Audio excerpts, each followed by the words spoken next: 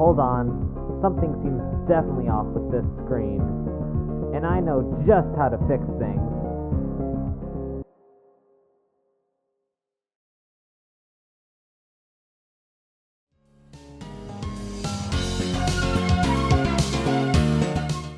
Whew, alright, so I guess this is what we're doing now. Talk sprites haven't came in yet, but I did get a new room, so that's cool, I guess. Anyways, it's time for the one, the only, Wario Land 4 review. You've been waiting for this all this time, and I have been too. So let's just jump into it.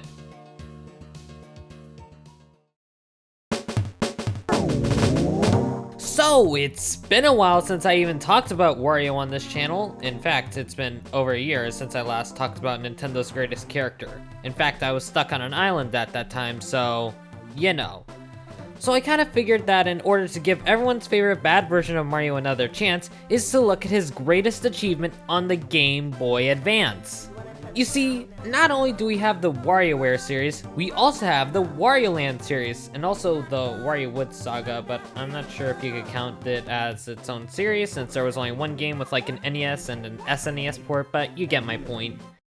It's strange to think that every Wario Land game in the series is very different from one another. You have the original Wario Land, also titled Super Mario Land 3, which released on the original Game Boy and was a traditional platformer in the same vein as the Super Mario Land series, Wario Land 3, which was a full-on Metroidvania, and the topic of today's video, Wario Land 4, which was released in 2001 for the Game Boy Advance. If you've been around on this channel, you may have seen both of my videos on both Pizza Tower and Anton Blast, so you might be asking yourself, why am I now talking about Wario Land 4, the very game that inspired these two amazing games? Simple, if Nintendo then we would be in a very different timeline, which is why I'm not taking the risk whatsoever. Sure,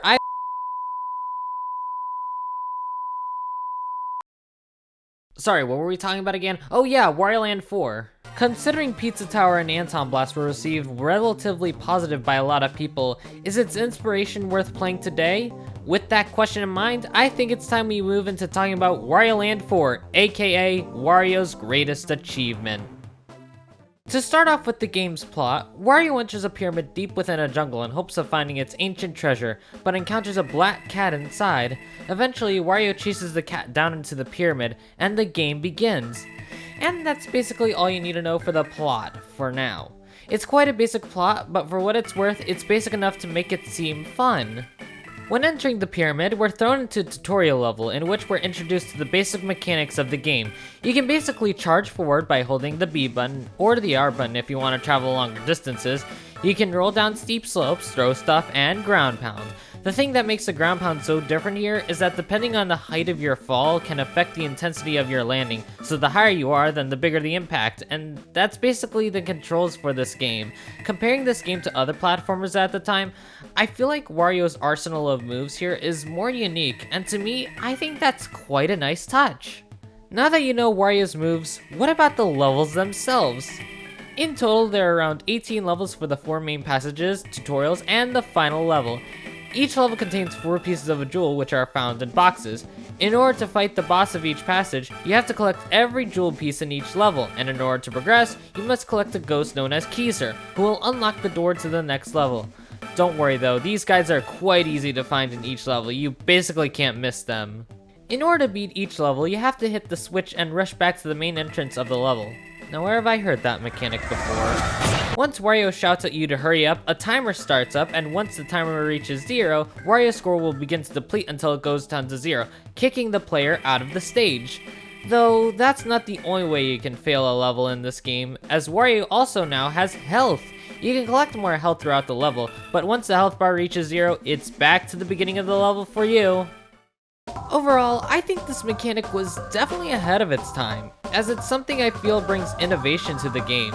You're playing as quite a fast-paced character, and rushing back to the end of the level in order to clear it is always something that seems exciting to do. So much so that it's the reason why one of my favorite games of all time works out so well.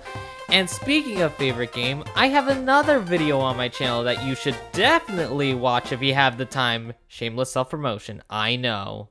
I feel like I should have also mentioned this, But I absolutely love the presentation in this game, from the sprite work to the music. To name some of my favorite music tracks from the game, there's Palm Tree Paradise, wait, The Prophecy, Monsoon Jungle, Toy Block Tower, and Fiery Cavern, just to name a few. In my honest opinion, the music in this game is done amazingly. I don't even think there's a bad song in this game in my opinion.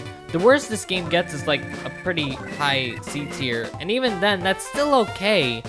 In addition, you can also get collectible discs throughout the levels. There's 16 to collect in all, and when you collect them, you're able to listen to them in the music room. I think that's what it's called. I'm not sure. Oh yeah, I should have also probably talked about the levels, haven't I? I feel like the levels are mostly hit and miss, especially the level Pinball Zone, where you have to throw around pinballs into these small blocks. I feel like this entire process is tedious and tones down the level a few pegs. If I can make an outlandish comparison, Anton Blast also has a pinball level, but I feel like at the very least, it actually feels fun to play. Sure, the pinball section is tedious, but at the same time, it actually feels like an actual pinball level that's actually fun. That being said, I think some of the other levels are fine, but there's only 16 main levels, not counting the bosses and the tutorial level. It's a short game, it'll only take you around 2 to 3 hours to beat, but for its time, it gets the job done, and honestly, I couldn't be any more content. Again, it was released on the GBA in 2001. What did you expect me to say? For its time, it was actually a really good game. Something I almost forgot to mention are the bosses in this game. There's one for each passage, though the thing that makes it unique though is the fact that there's a couple of shops you can access before the boss. The first one being the minigame shop, where you can buy access to minigames using the points you collected in stages in order to collect coins. There's only 3 in total though. There's Wario Hop, where you have to hop over obstacles as Wario on a wheel, Wario's Home Run Derby, a baseball minigame where you have to hit home runs, and Wario Roulette, time the face pieces right in order to score points. Every once in a while you'll earn a coin, and each coin you collect can be used in the item shop before every boss. If you buy an item, the shopkeeper will deal a certain amount of damage to the boss that can range from a little bit of damage to a large amount of damage. In each of the bosses, there's 3 treasure chests that can be seen in the background. When the timer starts to get low, the treasure chest begins to disappear one by one. Each treasure chest you collect will be put somewhere else. Where? I can't tell you yet, you silly goose. You'll just have to wait and see. And by that, I mean, like, right now.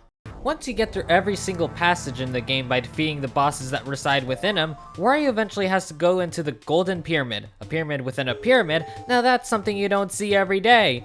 The first part of the level is a gauntlet of sort. It still plays the same as other levels. However, you have to rush through the entire level in 9 minutes on a normal playthrough, which seems pretty grueling.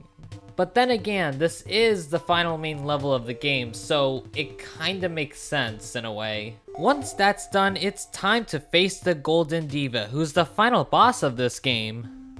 Remember how I talked about the treasure in each of the bosses? It turns out they're actually stored in this room. So, cool, you found the treasure chests. Now what? Well, once you defeat the Golden Diva, Wario and the Black Cat from the beginning of the game will escape the pyramid, with the Black Cat revealing that they're actually Princess Shakora, the ruler of the pyramid. Her appearance at the end of the game depends on how much treasure you've collected at the end, but either way, every single ending ends off with her kissing Wario and then ascending into the afterlife for some reason. And then the game ends. You know, after playing both Pizza Tower and Anton Blast, I kinda get the appeal for Wario Land 4. That's not to say Wario Land 4 was always bad, no. I just never sat down and fully played through the entire game until now, and admittedly, I enjoyed my time with it. There were a few road bumps here and there, but hey, I enjoyed playing this game. I wouldn't say it's an absolute S tier, it's more like a high A tier than anything. Though I will admit, Wario Land 4 was kind of ahead of its time in a way, being an inspiration to games such as Pizza Tower and Anton Blast, 2 of my top 10 favorite video games of all time. In a way, I find Wario Land 4 to be something special, as it was probably one of the most unique platformers that Nintendo put out at the time. Looking at it from a new gen perspective, I enjoyed it thoroughly, and I hope we see more Wario Land games in the future. Wait a minute, when was the last Wario Land game? Oh... That's unfortunate.